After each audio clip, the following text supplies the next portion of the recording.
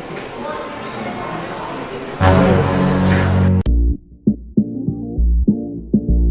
guys, this is CJ Estrada and welcome to my channel. So we are here. My name is Katie. Oy, yun. These ideas spelled backwards. Enter a museum where science comes alive. Begin your journey of wonder now. Yun. So we are here at Mind Museum at BGC. First gallery is Atom. So dito po si Atom Aurelio. Joke lang. Sige, I'm gonna show you guys what's in here. Let's go! But don't forget to hit like and subscribe and share peace and love. Right now may mga ongoing exhibitions kami na dinidevelop, mga bagong exhibit. So, by next month, makikita nyo na yan. Sige. Balik tayo. Hold your both hands. Mabuhay dito daw. Yun. Pwede naman pala eh. Kahit naka-wax. Hindi lahat no? Pag muna kayo dito daw. Okay bro, medyo. Buti pa yung ako tsaka si ano yun? May spark kaming dalawa. Sila. Tayo, ano? What if I put fire on it? Ano mangyayari? It will pop, it will explode. Okay, let's mix it up. It exploded. What if our balloon contains water? Might smell all the water. Water? Might smell all the water. Mag-spill yung water. Let's see.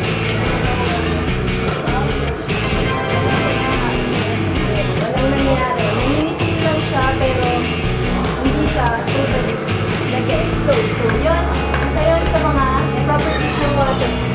It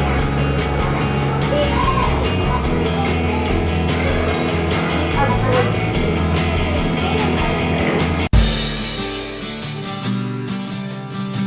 Ito yung hinahanap ko. Where's work-life balance? Joke.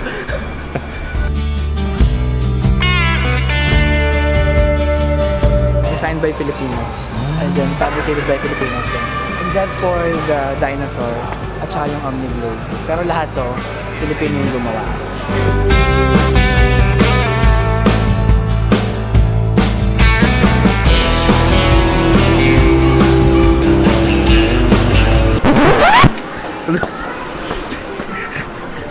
Ito ang mga bata pinapatulog.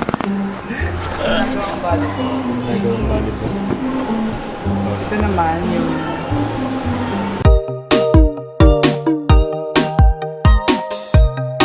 Mga kapatid nyo.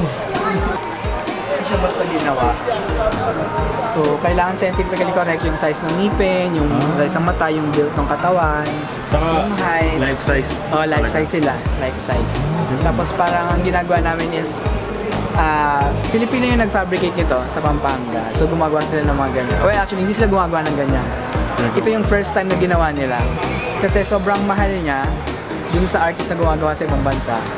Nag-try kami baka may Filipino kayang gumawa. So yun, nagawa nila. So ang ginagawa, meron kaming consultant na paleontologist yata or ano.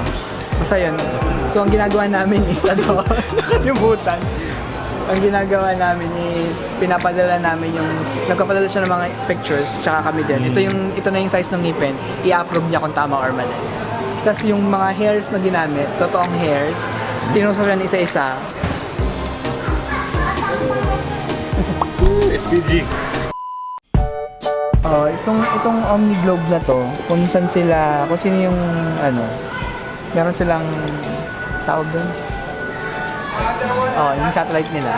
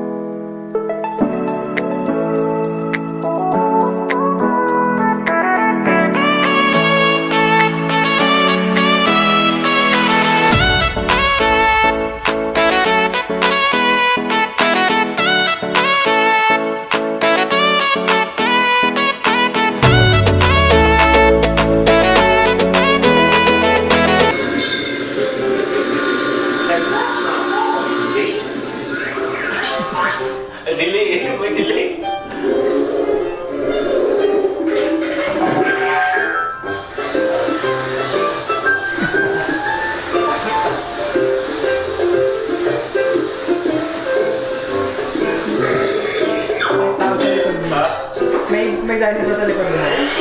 Yan, yan.